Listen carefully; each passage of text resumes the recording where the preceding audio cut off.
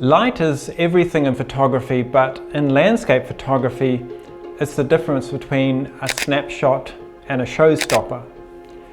So in this video, I want to explore how light shapes your images, how to use light creatively, and what to do when conditions are less than ideal. So let's dive in. So I don't think of lighting as a formula. For example, I'll only shoot in the golden hour, or I won't ever shoot in bright sunlight. Having said that, I've found roughly 6 categories of lighting where I've had quite a bit of success in the past, and I look for these particular types of lighting when I'm out photographing or planning a photo shoot. And I think it's worthwhile to have a look at some examples from these categories. So starting with sunrise or sunset, this is probably what gets a lot of people into photography in the first place, a dramatic sunrise or sunset.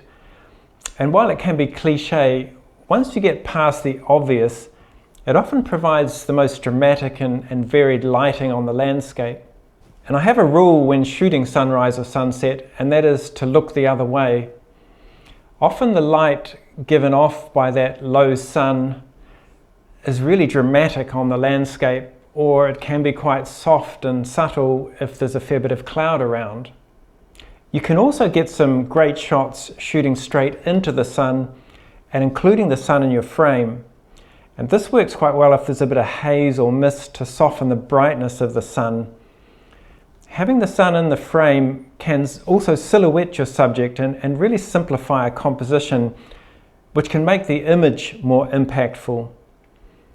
However, you may need to bracket your exposures, as the huge range of contrast when you're shooting into the sun can make it difficult to work out your ideal exposure when you're in the field. This shot here has the sun almost in the frame. It's right at the edge of the frame, but the subject is still almost silhouetted and backlit. And backlit water or mist always looks dramatic, as it does in this shot here. Blue hour. So dusk or dawn, when the sun is below the horizon, is often referred to as the blue hour. It's one of my favorite times to photograph, and the light can be incredibly soft and almost seem to glow when it's coming from a clear sky. It's also a great time to do long exposures, as the low light makes it easier to get a slower shutter speed to begin with. And as with sunrise and sunset, you can either shoot into the setting or rising sun to accentuate your subject's shape, or you can shoot away from the sun to make use of the lovely soft glow on the horizon where the sun's gone down. I nearly always use a tripod when photographing in this light because your shutter speeds will be quite slow and you want to avoid camera shake. It's also the best time to balance city lighting with ambient light. Rather than taking the city lights after dark, it's much better to photograph city lights in the blue hour when there's still a bit of detail in the dark areas of your frame and also in the sky. And the same goes for photographing a full moon. Blue hour is often the best time to photograph a full moon. If it's a full moon, the moon will be near the horizon, which can make for interesting compositions. And you can balance the bright moon with the ambient light for some detail in the landscape. Sidelight. So side lighting's great for accentuating shape and also texture. It can really make a subject pop out from the background. It's even more interesting when the light is slightly dappled, as in this example. You might need to wait for the sun to move into position to highlight what you want to highlight, but patience is often rewarded in landscape photography. The backlighting. This is kind of related to sidelight, but backlighting is really good for accentuating shapes by putting your subject into silhouette or near silhouette. So have a look at the difference when I move around to the other side of this tree I photographed. It's really a completely different image. Fog or mist. This is another favorite of mine. It just seems to add a sense of drama and mystery to a scene, and it can really serve to simplify a composition. Now have a look at this image where I've tried to isolate this interesting looking tree by using a shallow depth of field to try and isolate it from a rather distracting background, but it hasn't really worked. And then have a look at the same tree photographed on a misty morning. The mist has really helped to hide the busy background and accentuate the tree. So I don't think I've done as well as I could on this image, and I will return to this location when the conditions are good again. Overcast lighting. Overcast lighting can look really flat and bland when you're shooting big open landscapes, and in those situations you have to work a bit harder. So the lighting on this image here was very flat, and I've chosen at the time to use a medium telephoto lens, a 70mm lens, and just focus on a part of the landscape and the effect of the wind on that sand, which was actually rather hard on my bare legs at the time.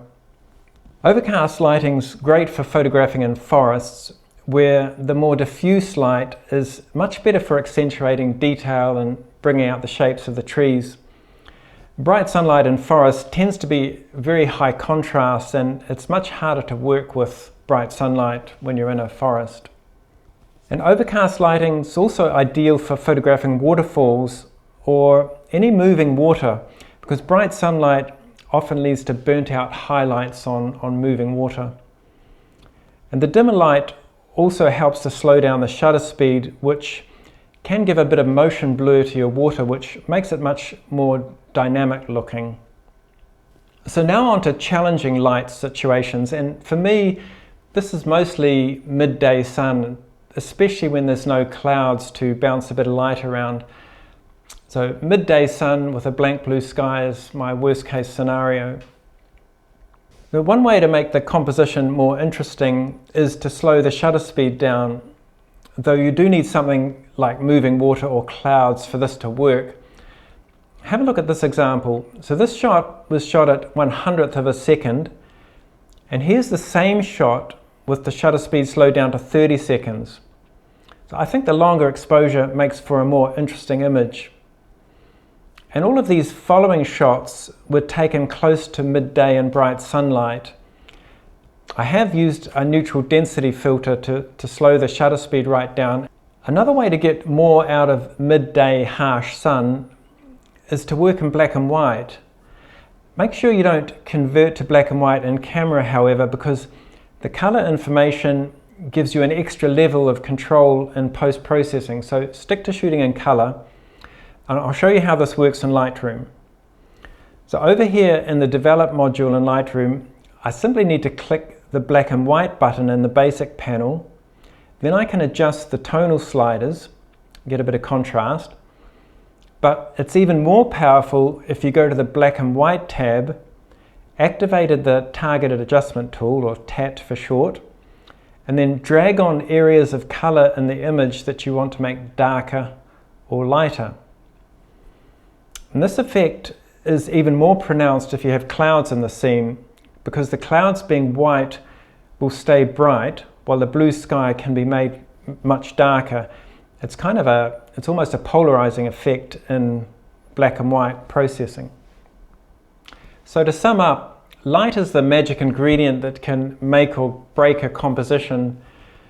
It's always changing. It's planning, waiting, elation and disappointment all rolled up into one thing, light. You can't fake great light in post-production, but you can enhance it if you've already captured it. So it's worth planning for, and it's worth waiting for if you have to. Be patient and be prepared.